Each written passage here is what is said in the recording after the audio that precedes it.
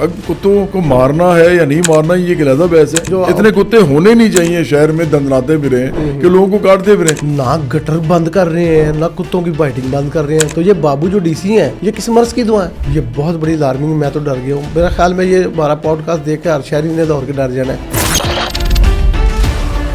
450 بچہ صرف چلڈرن اسپتال میں کتے سے کاٹ کے پہنچ گئے. کتے ہیں نا جتنے بھی کاٹ رہے ہیں یہ غریبوں کو کاٹ رہے ہیں. عام لوگوں کے جو مسائل ہوتے ہیں نا وہ عام لوگوں کو ہی جا کے درد دیتے ہیں یا تکلیف دیتے ہیں. دنیا میں پہلا نمبر ہو گیا ہے کتا کاٹنے. ہیومن رائٹس کے ساتھ ساتھ اینیمل رائٹس بھی ہونے چاہیے. بچوں کو باہر نہیں نکال سکتے آپ ان کتوں کی وجہ سے. کتا بھی بڑا سمجھدار ہے, وہ ایکسس دیکھتا کدھر ہے. ہماری پارٹی تو کہتی ہے کہ سب سے زیادہ ہمیں جو چاہیے نا وہ لوکل گورنمنٹ چاہیے. فیکٹری اونر ہے وہ کیا کر رہا ہے؟ وہ تو یہ کہہ رہا ہے کہ 40,000 منیمم ویج بھی کم کریں. سرمایہ داری نظام میں سوشلزم جو ہے وہ امیر کے لیے ہوتا ہے, جو غریب ہوتا ہے اس کے لیے بڑا غرق ہوتا ہے.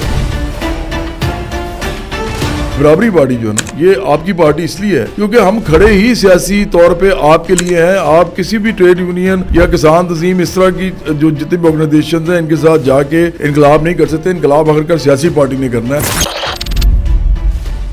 چاہے کیپٹلزم رہے چاہے ہم سوشلزم لا سکے نہ لا سکے یا سوشلزم آ جائے. دونوں صورتوں میں مزدور جو ہے وہ نمبر 1 ہے. اگر وہ نہیں ہے تو پیسہ نہیں ہے, وہ نہیں ہے تو کیپٹل نہیں ہے, سرمایہ نہیں ہے, سرمایہ نہیں ہے تو کوئی بھی نظام نہیں چل سکتا. السلام علیکم ناظرین, میں ہوں لاہور سے آپ کا ذوالفقار علی. پوڈ کاسٹ لیفٹ رائٹ سیاست کے ساتھ, اور میرے ساتھ ہیں بدستور پہلے کی طرح جواد احمد صاحب. جواد صاحب بہت شکریہ. Thank you very much. Jawad صاحب بڑے اہم ایشوز آج ہم ڈسکس کریں گے. ایک تو یہ ہے کہ پنجاب اسمبلی میں آج کتوں کا ذکر ہوا ہے.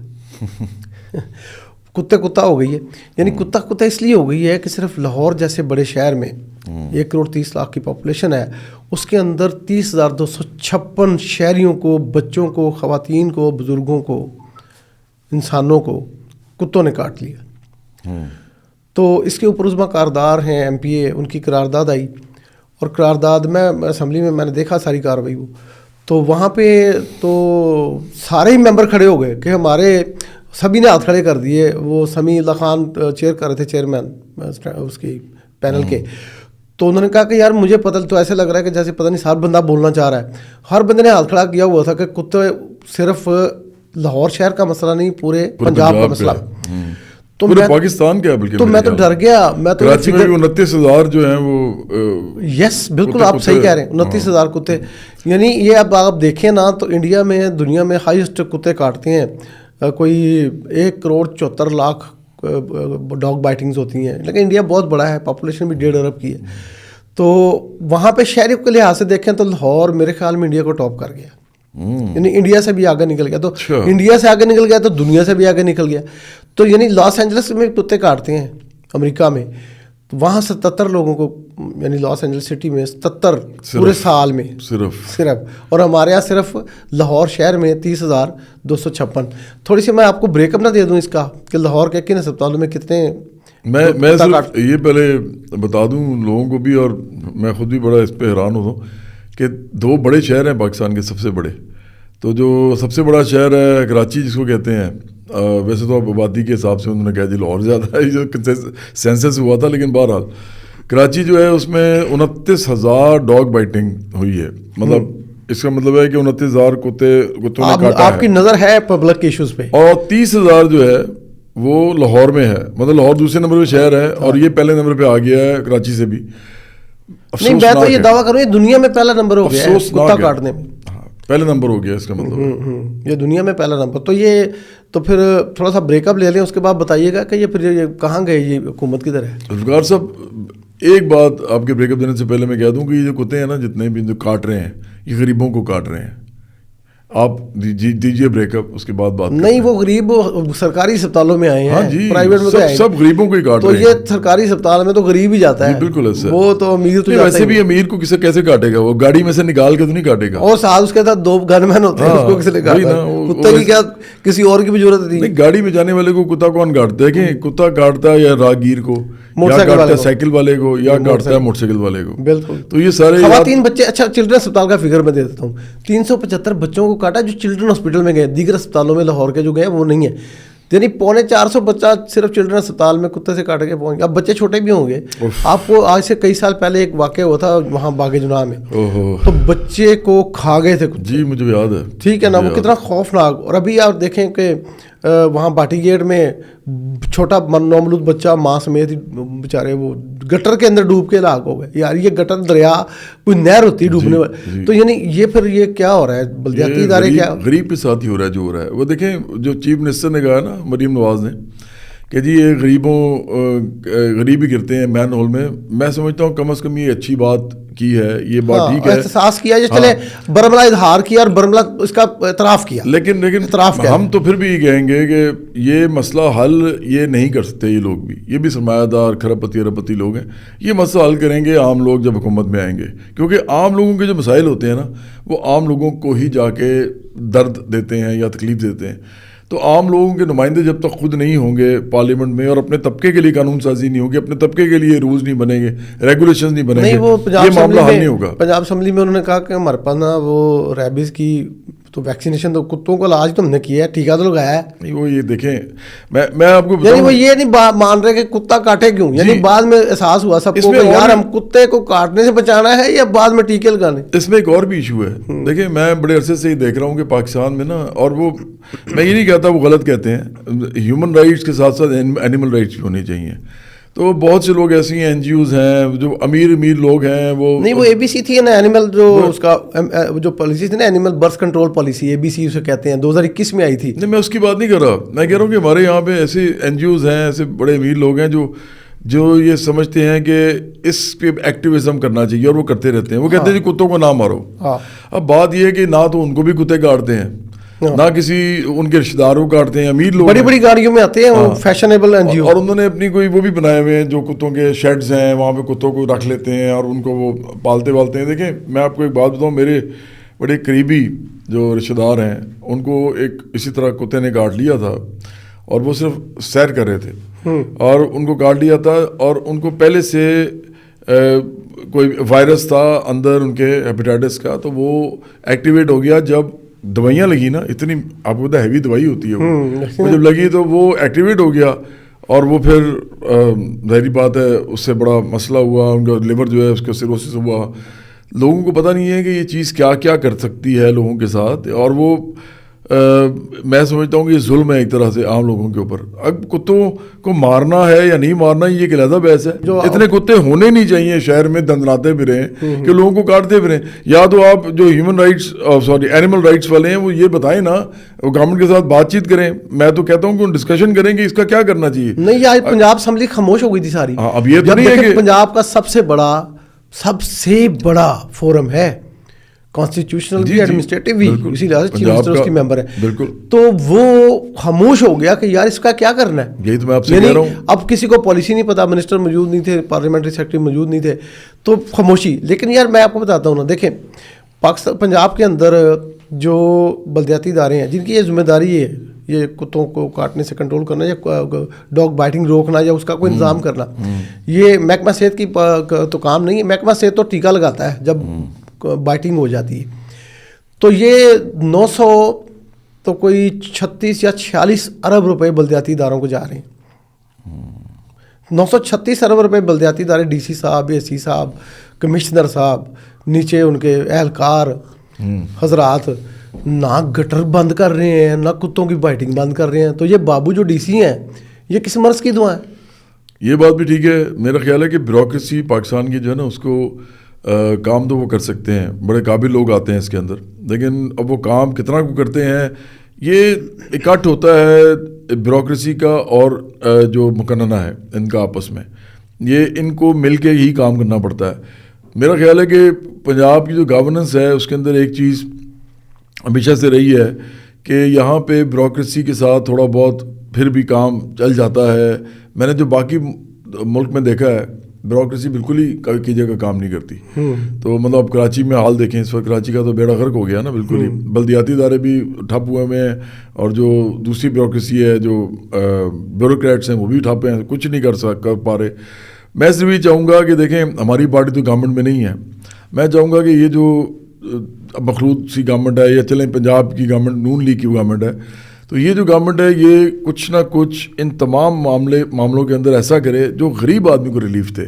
مجھے مسئلہ ہی نہیں ہے یہ کہ یہ سب کو ریلیف دے, یہ غریب کو ریلیف دے. ہماری پارٹی غریب کے ساتھ کھڑی ہے, لوور مڈل کلاس کے ساتھ کھڑی ہے. اگر طبقاتی بنیادوں پہ دیکھا جائے تو جتنے بھی آپ نے ابھی باتیں کی ہیں, چاہے مین رول میں بچہ گر جائے یا عورت گر جائے, چاہے کتے جو ہیں ان کا مسئلہ ہو, وہ غریب آدمی مرتا ہے. وہ جو صاحب میں نا, مجھے ایک فون آیا ایک دوست کا رات کو, کل ایک اسکول والی گلی ہے سوتر مل بازار میں, یہ جی ٹی روڈ پہ ہے, یا صادق اسپیکر کال کا ہے جی. تو انہوں نے کہا کہ جی یہ آج کل بڑی یہ گٹر والی معاملہ چل رہا ہے, تو ہمارے اسکول کے بچے یہاں سے گزر رہے ہیں اور گٹر کھلے ہوئے ہیں. یعنی یہ میں واسا ایم ڈی کو کہوں گا کہ آپ اگر اس کو دیکھیں ہمارے اس پوڈ کاسٹ کو, تو اس گلی کا پتہ کر لیں. کل کلاں کو پھر سی ایم نے آپ کو بلانا ہے اور پھر آپ کی کلاس ہونی ہے. تو یہ تو لوگوں کو چاہیے کہ واسا کی کوئی ہیلپ لائن ہونی چاہیے, ان کو بتاتے جائیں کہ جناب یہ گٹر کھلا ہے, یہ گٹر کھلا ہے, تاکہ اپنی زندگی بھی بچائیں اور واسا کے ایم ڈی کو بھی سرزنے سے بچائیں. تو جواز صاحب یہ میں فگر آپ کو تھوڑے سے اسپتالوں کے دے کے تو اس ایشو کو وائنڈ اپ کرتے ہیں.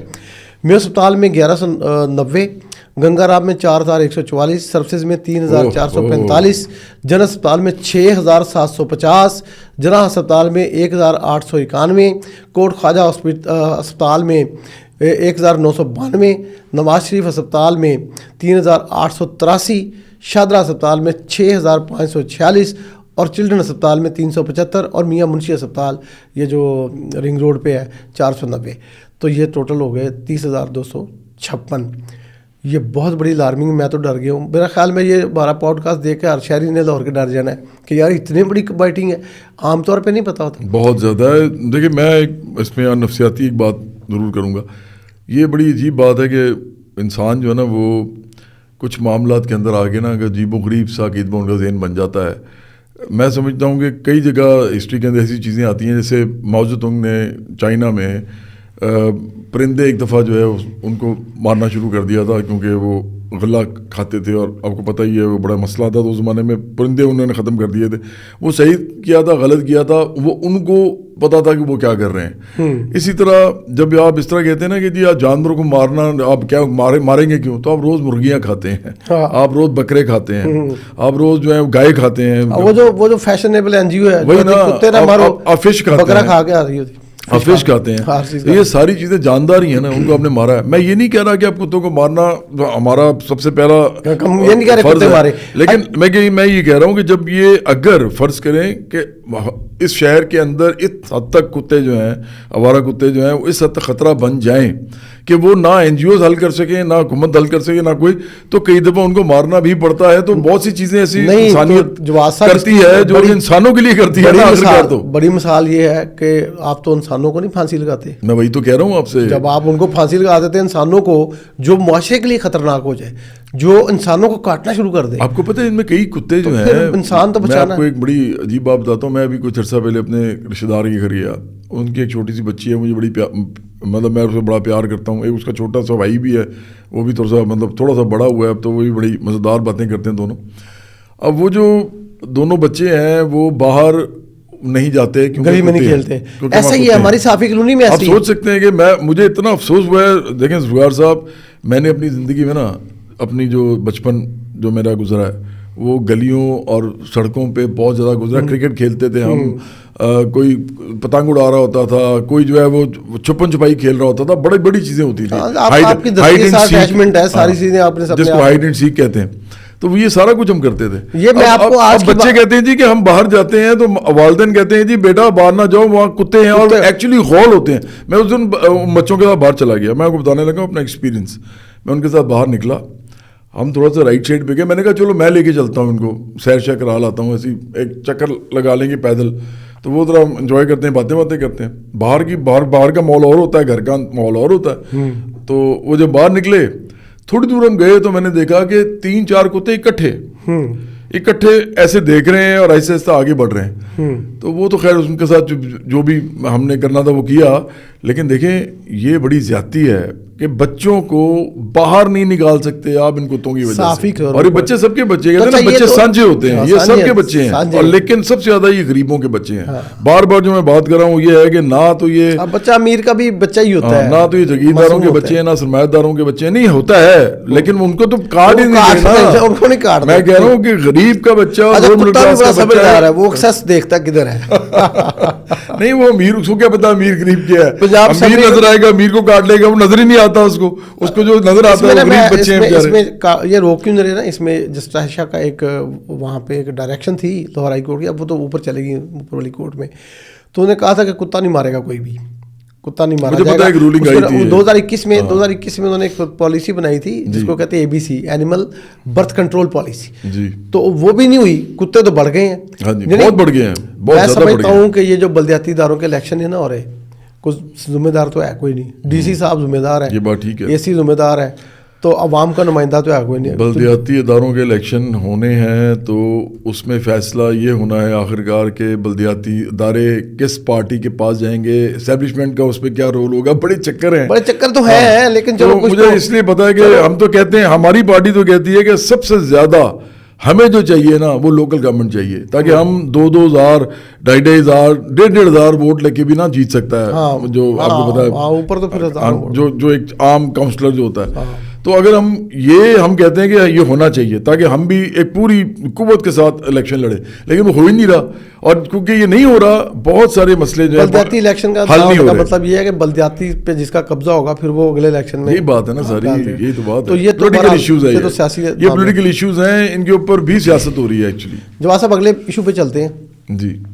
एक लेबर फोर्स सर्वे आया पाकिस्तान का, उसमें वो कहते हैं कि कोई 25 से 30 लाख नए जो लेबर फोर्स है या जो मज़दूर हैं या जो लोग हैं, बच्चे हैं पढ़ लिख के, तो लेबर मार्केट में हर साल आते हैं।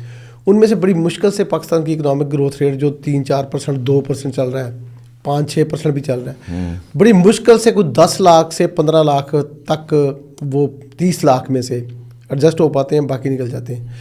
और ये जो बाकी रह जाते हैं 15 लाख, उनका अलमिया ये है कि उनको ना तो पूरी तनख्वाह, ना उनको यानी सफिशेंट ऐसी वेज नहीं है कि जिससे वो अपनी फैमिली को पाल सकें, और ना उनकी कोई ट्रेनिंग है।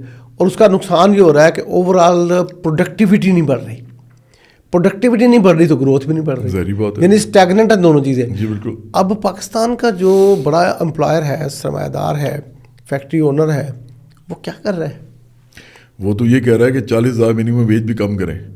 वो अभी हमने पिछले पॉडकास्ट में ये बात की थी कि देखें टेक्सटाइल की जो इंडस्ट्री है, टेक्सटाइल काउंसिल जो है, उन्होंने कहा है जी कि आप एक तो पहले इनको सब्सिडी मिल गई है, पता ही है आपको, बिजली वाली। हाँ जी, बिजली वाली सब्सिडी नहीं मिली उनके ऊपर, क्रॉस सब्सिडी एक ही बात है ना। अब 102 अरब रुपए का फायदा होगा, हम तो उसको सब्सिडी कहेंगे ना, किसी भी तरीके से दिए, लेकिन उनको पैसा तो उनका बचा है ना आखिरकार। तो हम इसको आप कहें सोशलिस्ट टर्म में हम सब्सिडी कहेंगे इसको, लेकिन ये अमीर को मिल रही है। वो कहते हैं ना सोशलिज्म फॉर द रिच, अमीर आदमी के लिए सोशलिज्म के फायदे, लेकिन है सोशलिस्ट निज़ाम नहीं, फायदे आपको सोशलिस्ट मिल रहे हैं इधर बैठ के। यही कैपिटलिज्म है, ये सरमायादारी निज़ाम है। सरमायादारी निज़ाम में सोशलिज्म जो है वो अमीर के लिए होता है, और दूसरे जो गरीब होता है उसके लिए बड़ा गर्क होता है, उसके लिए जो है बारबरिज्म होता है।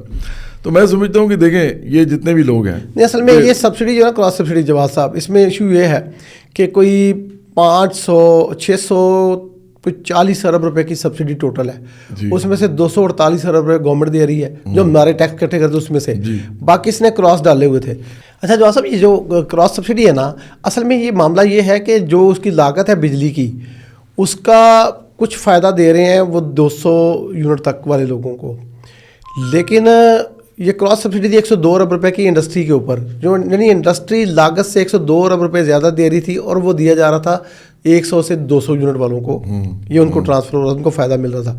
अब ये तो उन्होंने कहा कि वापस चला गया, अब ये 102 अरब पता नहीं किस पे पड़ना है। वैसे तो डीजल वालों पे पड़ गया है, डीजल का रेट बढ़ा दिया उन्होंने 13-14 रुपये, 10 रुपये या 14 रुपये, तो वो तो पड़ गया एक पे, एक तरह तो इंडायरेक्टली उन्होंने उसे वापस ले लिया। दूसरा ये है कि आपको ये क्रॉस सब्सिडी देखें, जो आदमी 300 से ज़्यादा यूनिट इस्तेमाल करता है ना, या time of use metre use करता है, जैसे थोड़ा सा कंजम्पशन ज़्यादा वाले, तो वो पता क्या कर रहे हैं, 102 अरब ये दे रहे थे, घरेलू सार्फिन 93 अरब रुपया दे रहे हैं। जी बिल्कुल है सर, 93 अरब रुपए घरेलू सार्फिन भी सब्सिडाइज कर रहे हैं, उन पे प्रोग्रेसिव टैक्सेशन। ये कमर्शियल ताजर जो हैं, छोटे मोटे ताजर जिनकी एक बेचारों की छोटी सी दुकानें हैं, वो भी 90 अरब दे रहे हैं। बिल्कुल है सर, ठीक है ना। तो ये क्रॉस सब्सिडी अगर आपने बड़ी सनत से ख़त्म की है تو یہ کراس سبسڈی کا نظام ہی ختم کرے نا. اس کی بڑی وجہ کیا ہے؟ لیسکو کو لائن حاضر کیا تھا نا جب میرے ساتھ معاملہ ہوا تھا, میں نے ان کی وہ ویسے آپ بتا دیں کہ وہ قانون کیا ہے, آپ نے بڑا اچھا استعمال کیا لا کا, وہ لوگوں کو بتا دیں, یہ بڑی اچھی بات ہے. طبیعت صاف کی تھی وہ میں نے بار بار لوگوں کو بتاتا ہوں کہ میں نے جو ان سے میٹر چھینا تھا وہ دوبارہ بھی آئیں گے تو چھین لوں گا, کیونکہ وہ میرا میٹر ہے, وہ نہیں لے کے جا سکتے, اور اگر وہ لے جائیں گے تو وہ ٹیمپر کر دیں گے تو میں کیا کروں گا, میرے پاس کوئی پروف نہیں ہوگا. یہ صرف یا تو تھرڈ پارٹی کے ذریعے ہو سکتا ہے کہ تھرڈ پارٹی ہم دونوں کی جو مشترکہ ہو کہ میں بھی مانوں وہ بھی مانے, اور وہ تھرڈ پارٹی چیک کرے ہمارے سامنے. تھرڈ پارٹی کیا ہے, کون ہے وہ؟ بھائی کوئی بھی جیسے ہوتے ہیں نا, جیسے ویسے تو لیسکو کے اپنے اندر بھی بہت سے ان کے پاس ہیں لیبز ہیں, لیکن اور لیبز بھی ہوتی ہیں. لاہور میں لیبز ایسی ہیں جن سے آپ جا کے کہہ سکتے ہیں کہ جی ہم نے یہ چیک کروانا ہے, تو آپ وہ چیک کر دیں گے.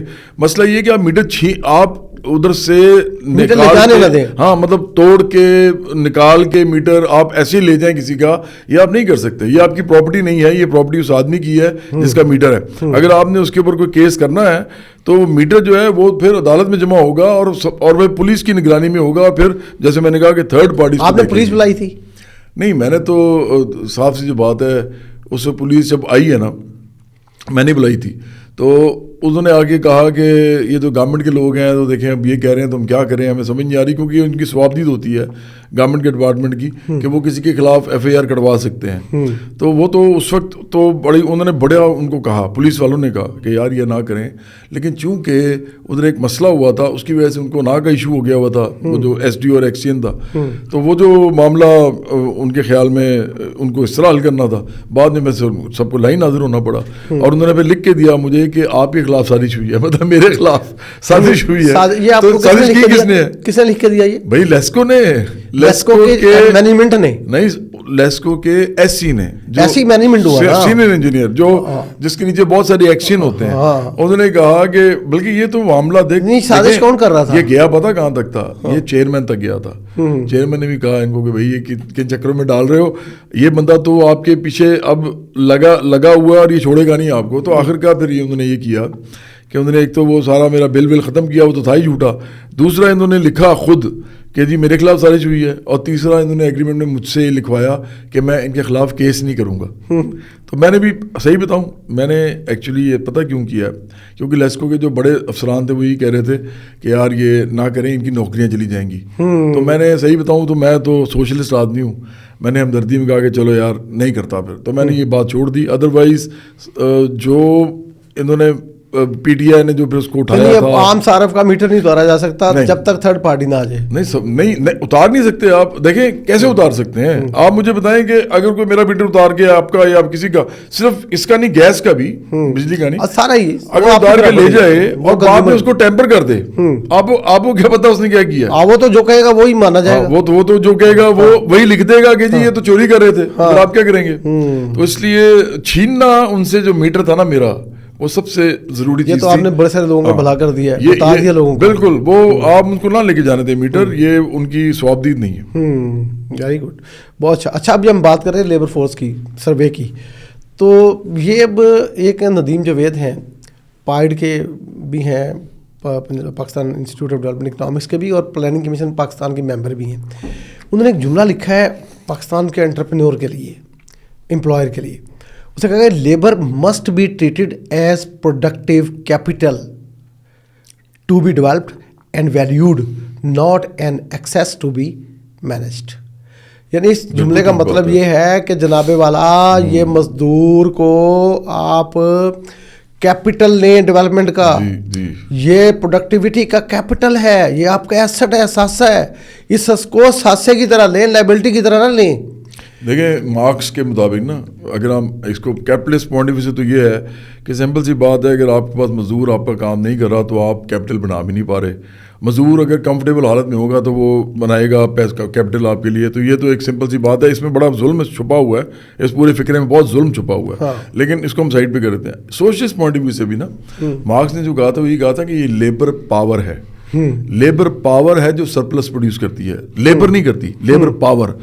تو یہ کیا کرتے ہیں, وہ مارکس نے ایکسپلین کیا تھا کہ یہ کرتے یہ ہیں کہ یہ اتنا کھانا دیتے ہیں, اتنا اس کو کمفرٹیبل رکھتے ہیں کہ جتنے کے اندر وہ کام ہمارا کر سکے اور وہی پاور میں ملتی رہے، لیبر پاور، اور وہی جو ہے جس کو کہتے ہیں نا کہ وہ تمام ویج جو کہ نہیں دی گئی مزدور کو وہی کیپٹل بنتی ہے اصل میں. ڈیڈ لیبر جو ہے نا وہ آخر کار کیپٹل بن رہی ہوتی ہے. تو دونوں صورتوں میں چاہے وہ سوشلسٹ پوائنٹ آف ویو سے دیکھیں چاہے کیپٹلزم اپنے حساب سے دیکھیں، دونوں صورتوں میں مزدور جو ہے وہ ہے اصل جو مال یا پیسہ جنریٹ کرنے والا ہے. یہ سرمایہ دار نہیں کرتا. سرمایہ دار تو پھر پیسے کے بارے میں یہ ہے کہ جب آپ کہتے ہیں جی دولت تو دیکھیں نہیں سرمایہ دار نے دی ہے، تو ہم بھی پوچھتے ہیں کہ وہ دولت کہاں سے آئی ہے؟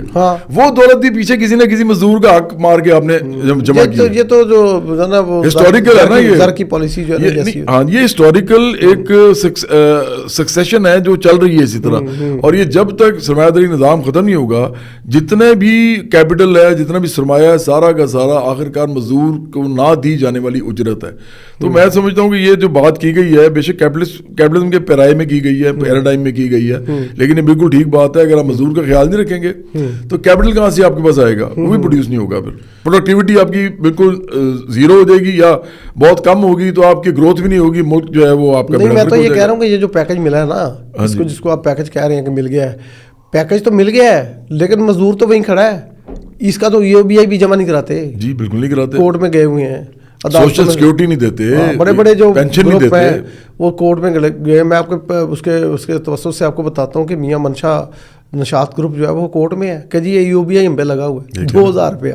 آپ دیکھیں 2000 روپیہ دینا ہے منیمم ویج کا، جو 5% دینا ہوتا ہے. لیکن دیکھیں نا پتہ ہی کہتے کیا ہیں، جب مجھے پہلی دفعہ یہ بات پتہ چلی تھی نا، تو بینگ اے سوشلسٹ نا، مجھے تو دیکھیں سوشلزم کے اندر نا یا سوشلسٹ کے اندر نا اس کے دل کے اندر ایک ہی چیز ہوتی ہے جس کو ڈرائیو کری ہوتی ہے، وہ ہوتی ہے درد لوگوں کا.